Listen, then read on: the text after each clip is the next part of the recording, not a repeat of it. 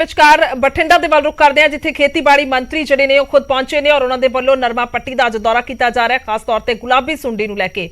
ਗੁਲਾਬੀ ਸੁੰਡੀ ਦਾ ਜੋ ਖਤਰਾ ਹੈ ਕਿਸਾਨਾਂ ਨੂੰ ਹਮੇਸ਼ਾ ਤੰਗ ਕਰਦਾ ਹੈ। ਸੋ ਇਹ ਤਸਵੀਰਾਂ ਸਿੱਧੀਆਂ ਤੁਸੀਂ ਵੇਖ ਪਾ ਰਹੇ ਹੋ।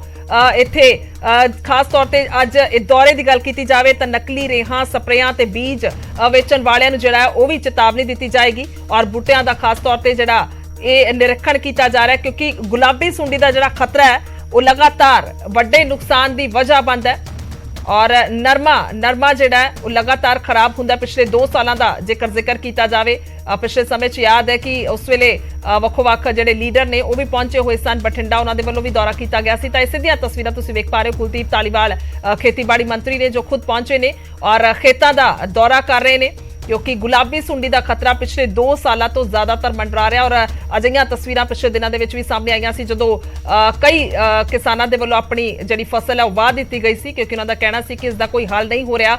लगातार किसानों के तर्क ने कि स्प्रेयां जिहड़ियां ने वो दे दित्तियां जांदियां ने विभाग के वालों पर जदों उन्हां नूं कीता जांदा है जदों उन्हां दी वरतों कीती जांदी है तो कोई भी हल उसका नहीं निकलदा।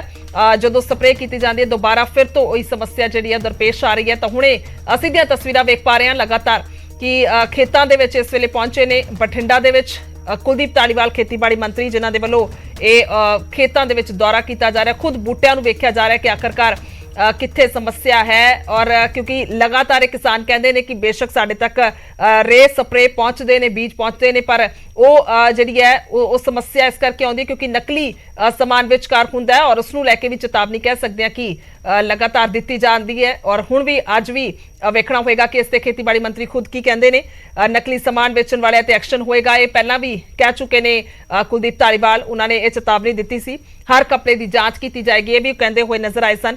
सो नरमा पट्टी का दौरा जिहड़ा वो किया जा रहा है यानी कि नरमा लगातार पिछले 2 सालों तो ज्यादा समस्या दरपेश हो रही है। अमन भारद्वाज ने मौके ते ही मौजूद ने। अमन तस्वीर हालांकि असीं वेख पा रहे हैं खुद दौरा किया जा रहा है कि कुछ जानकारी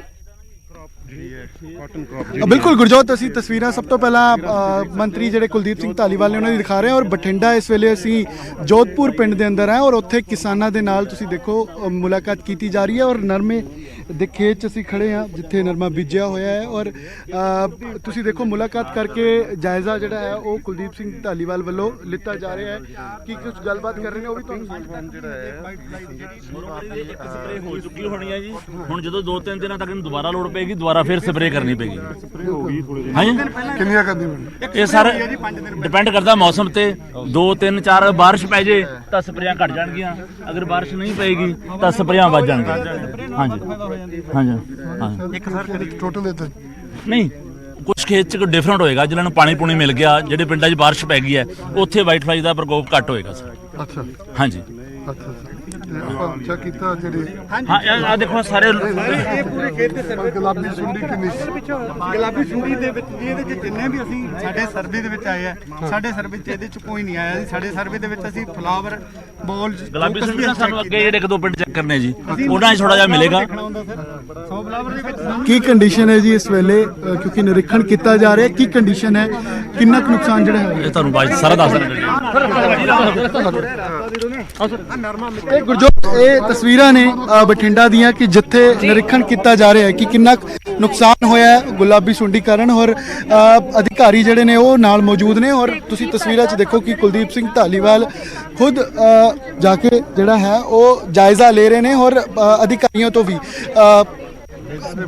जानकारी जिहड़ी है वो जुटा रहे हैं कि कितना कुछ नुकसान जिहड़ा है होया और किवें राहत जिहड़ी है वो दित्ती जा सकती है।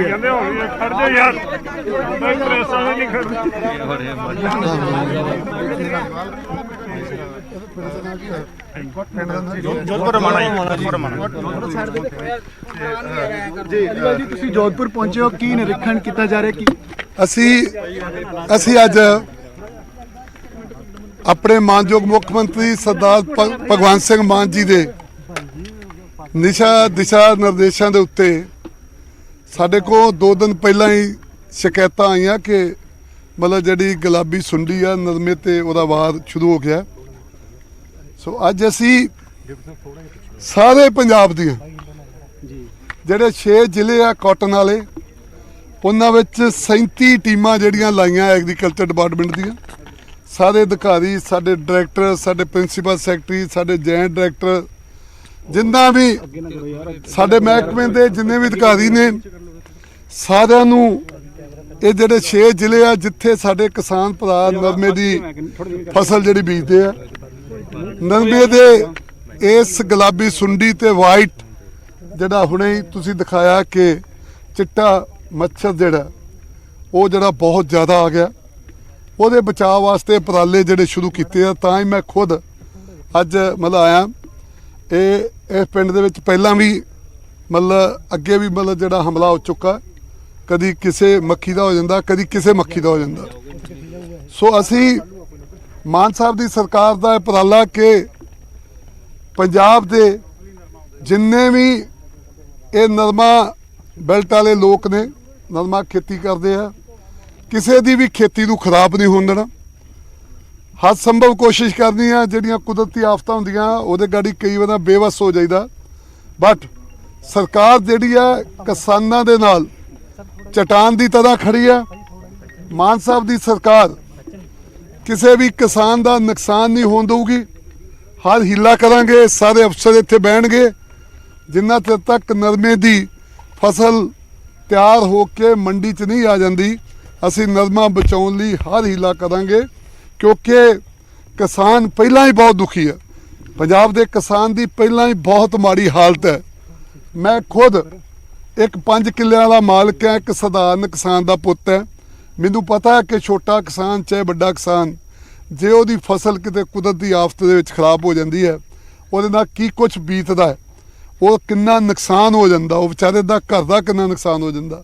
ਸੋ ਮੈਂ ਇਸੇ ਕਰਕੇ ਆਇਆ, ਆਪਣੇ ਕਿਸਾਨ ਭਰਾਵਾਂ ਨੂੰ ਵਿਸ਼ਵਾਸ ਦਿਵਾਉਣ ਆਇਆ ਕਿ ਸਰਦਾਰ ਭਗਵੰਤ ਸਿੰਘ ਮਾਨ ਜੀ ਦੀ ਸਰਕਾਰ ਤੁਹਾਡੇ ਨਾਲ ਚਟਾਨ ਦੀ ਤਰ੍ਹਾਂ ਖੜੀ ਹੈ ਔਰ ਅਸੀਂ ਤੁਹਾਡਾ ਨੁਕਸਾਨ ਨਹੀਂ ਹੋਣ ਦਿਆਂਗੇ। ਮੈਂ ਦੇਖਣਾ ਆ, ਇੱਥੇ ਵੀ ਹੋਰ ਪਿੰਡਾਂ ਦੇ ਵਿੱਚ ਵੀ ਜਾਣਾ, ਖੁਦ ਦੇਖ ਕੇ ਮਾਨ ਸਾਹਿਬ ਨੂੰ, ਸੀਐਮ ਸਾਹਿਬ ਨੂੰ ਜਿਹੜੀ ਰਿਪੋਰਟ ਦੇਣੀ। ਫਿਲਹਾਲ ਕੀ ਲੈਵਲ ਹੈ ਧਾਲੀਵਾਲ ਸਾਹਿਬ, ਜਿਹੜਾ ਪੀਲੀ ਸੁੰਡੀ ਦੀ ਗੱਲ ਕਰ ਰਹੇ ਹੋ, ਪਿੰਕ ਬੋਲ ਨਹੀਂ, ਅਧਿਕਾਰੀ ਲੱਗੇ ਆ। 1-1:30 ਵਜੇ ਸਾਰੀਆਂ ਟੀਮਾਂ 37 ਦੀਆਂ 37 ਟੀਮਾਂ ਜਿਹੜੀਆਂ ਬਠਿੰਡੇ 'ਚ ਇਕੱਠੀਆਂ ਹੋ ਜਾਣਗੀਆਂ। ਸਭ ਆ ਕੇ ਰਿਪੋਰਟ ਦੇਣਗੇ ਕਿ ਕਿੱਥੇ ਕਿੱਥੇ ਕੀ ਪ੍ਰੋਬਲਮ ਹੈ। ਉਹਦੇ ਹਿਸਾਬ ਨਾਲ ਅਸੀਂ ਆਪਣੀ ਰਣਨੀਤੀ ਬਣਾਵਾਂਗੇ ਕਿ ਇਹਦੇ ਨਾਲ ਕਿੱਦਾਂ ਮਤਲਬ ਜਿਹੜਾ ਇਹ ਫਾਈਟ ਕਰਨਾ। ਸੋ 1:30 ਵਜੇ ਮੈਂ ਤੁਹਾਨੂੰ ਦੱਸੂਗਾ ਕਿ ਕੀ ਅਸਲ ਦੇ ਵਿੱਚ ਸਾਰੀ ਜਿਹੜੀ ਪੋਜੀਸ਼ਨ ਹੈ। ਅਜੇ ਆਪਾਂ ਚੈੱਕ ਕਰਦੇ ਗੱਲ ਕਰੀਏ ਜੀ 100 ਏਕੜ ਦੇ ਕਰੀਬ ਨਰਮਾ ਵਾਹ ਦਿੱਤਾ ਗਿਆ ਲੋਕਾਂ ਵੱਲੋਂ। ਨਹੀਂ, ਉਹ ਬੜੀ ਦੁਖਦ ਗੱਲ ਹੈ ਕਿ ਜੇ ਬਾਤ ਤਾਂ ਨੁਕਸਾਨ, ਇਹਦਾ ਮਤਲਬ ਕਿ ਕਿਸਾਨ ਦਾ ਨੁਕਸਾਨ ਹੋ ਗਿਆ। ਆਪਾਂ ਜਿਹੜੀ ਫਸਟ ਜਿਹੜੀ ਪਹਿਲਾਂ ਰਿਪੋਰਟ ਤਿਆਰ ਕਰਾਂਗੇ, ਫਿਰ ਅਗਲਾ ਸਟੈਪ ਚੁੱਕਾਂਗੇ ਕਿ ਕੀ ਮੁਆਵਜ਼ਾ ਦੇਣਾ, ਕੀ ਕਰਨਾ। ਪਰ ਪਹਿਲਾਂ ਸਾਨੂੰ ਪਤਾ ਹੋਵੇ ਕਿ ਗੱਲ ਕੀ ਹੈ ਤੇ ਨੁਕਸਾਨ ਕਿੰਨਾ ਹੋਵੇ। ਵਾਈਟ ਫਲਾਈ ਦੇ ਕੇਸਿਸ ਵੀ ਆਏ ਨੇ ਧਾਲੀਵਾਲ ਸਾਹਿਬ, ਜਿਹੜਾ ਚਿੱਟੇ ਮੱਛਰ ਦੀ ਗੱਲ। ਹਾਂਜੀ, ਚਿੱਟਾ ਮੱਛਰ ਜਿਹੜਾ ਬਹੁਤ ਆ ਗਿਆ। ਅੱਜ ਜਿੱਥੇ ਆਪਾਂ ਖੜੇ ਆ, ਤੁਸੀਂ ਵੀ ਦੇਖਿਆ ਮੇਰੇ ਨਾਲ, ਇੱਕ ਪੌਦੇ ਦੇ ਉੱਤੇ ਸੈਂਕੜੇ ਮਤਲਬ ਵਾਈਟ ਫਲਾਈ ਜਿਹੜੀ ਆ, ਉਹ ਸੈਂਕੜੇ ਉਹਦੇ ਮਤਲਬ ਚੀਜ਼ਾਂ ਜਿਹੜੀਆਂ ਦਿਸ ਰਹੀਆਂ।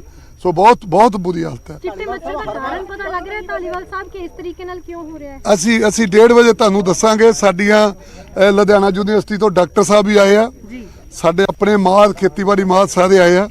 ਅਸੀਂ 1:30 ਵਜੇ ਤੁਹਾਨੂੰ ਦੱਸਾਂਗੇ ਕਿ ਇਹਦਾ ਕਿਉਂ।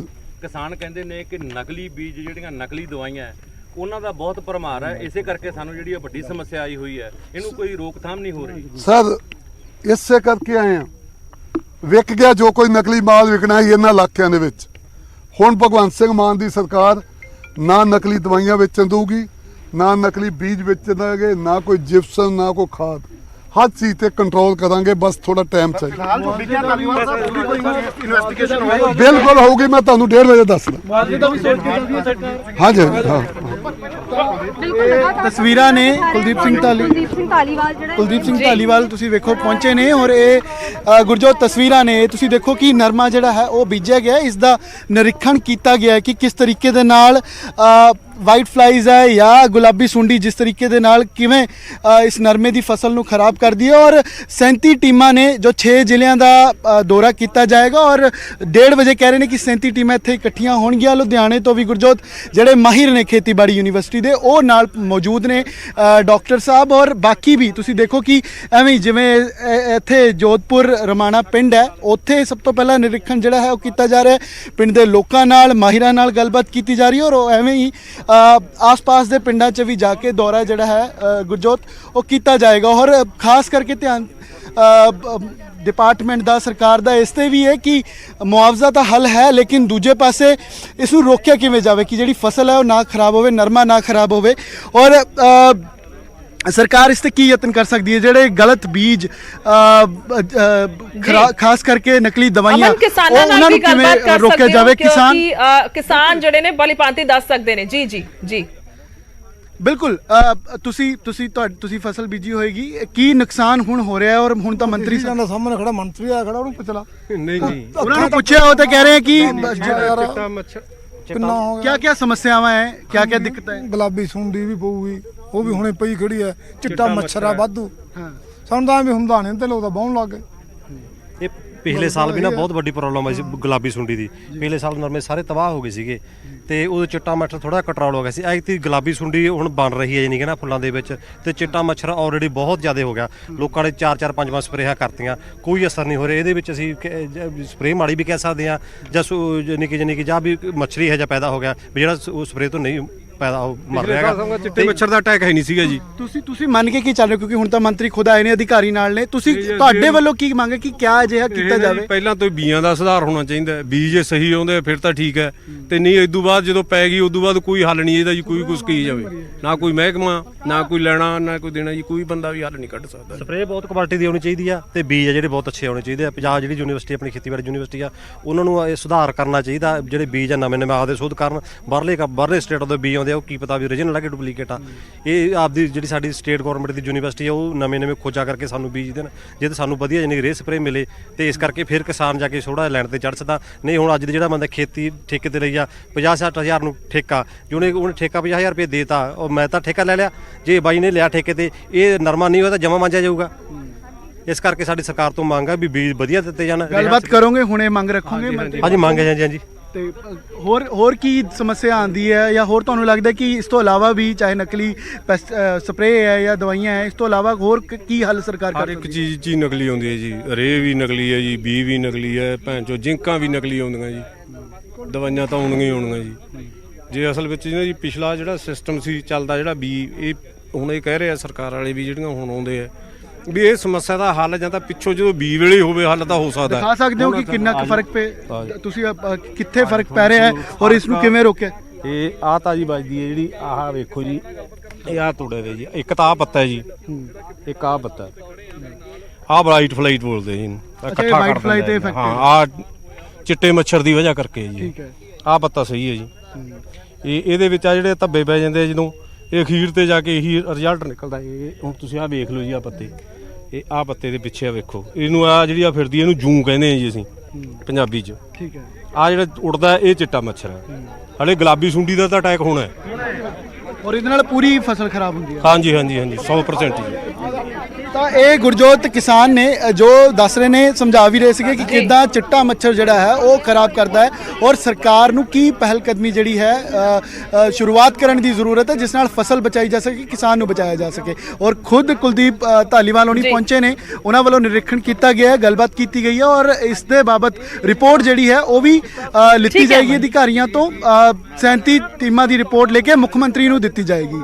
ਜੀ ਗੁਰਜੋਤ ਜੀ ठीक है अमन, तमाम तस्वीर विखाने लिए और गलबात के लिए शुक्रिया। और फिलहाल गल की जाए तो खेतीबाड़ी मंत्री ये दावा करते या कह लीए भरोसा देंदे हुए किसानों को नजर आए हैं कि किसी किस्म का कोई नुकसान किसानों को नहीं होने दिता जाएगा, और किसी किस्म की जी नकली स्प्रे है और जी लोगों तक हुणे किसानों तक नहीं पहुंचेगी, क्योंकि इससे पूरा शिकंजा कसन की तैयारी है और हर तरह के नाल संभव मदद का भरोसा भी दिता गया। और यह भी जानकारी दी गई कि 37 टीमां जिहड़ियां ने वो वक्खो-वक्ख जिथे भी नरमा होया उत्थे पहुंचियां हुई ने, और सब दे ਵੱਲੋਂ ਜਿਹੜੀ ਜਾਂਚ ਰਿਪੋर्ट ਆਪਣੀ ਦਿੱਤੀ ਜਾਏਗੀ और 1-1.5 ਵਜੇ ਦੇ ਕਰੀਬ ਇਹ ਸਾਰੀ ਜਾਣਕਾਰੀ ਜ਼ਰੂਰ ਪਹੁੰਚਾਈ ਜਾਏਗੀ ਲੋਕਾਂ ਤੱਕ ਕਿ ਆਖਰਕਾਰ ਇਸ ਵੇਲੇ ਸਥਿਤੀ ਕੀ ਹੈ, ਕਿਉਂਕਿ ਮੁਆਵਜ਼ਾ ਵੀ ਤਾਈਓ ਦਿੱਤਾ ਜਾਏਗਾ ਜਦੋਂ ਸਾਰੀ ਰਿਪੋर्ट ਸਰਕਾਰ ਦੇ ਕੋਲ, ਪ੍ਰਸ਼ਾਸਨ ਦੇ ਕੋਲ ਜਾਂ ਵਿਭਾਗ ਦੇ ਕੋਲ ਪਹੁੰਚੇਗੀ। ਸੋ ਉਸ ਤੋਂ ਬਾਅਦ ਹੁਣ ਕਿਸਾਨਾਂ ਨੂੰ ਇਹ ਭਰੋਸਾ ਦਿੰਦੇ ਹੋਏ ਨਜ਼ਰ ਆਏ ਨੇ।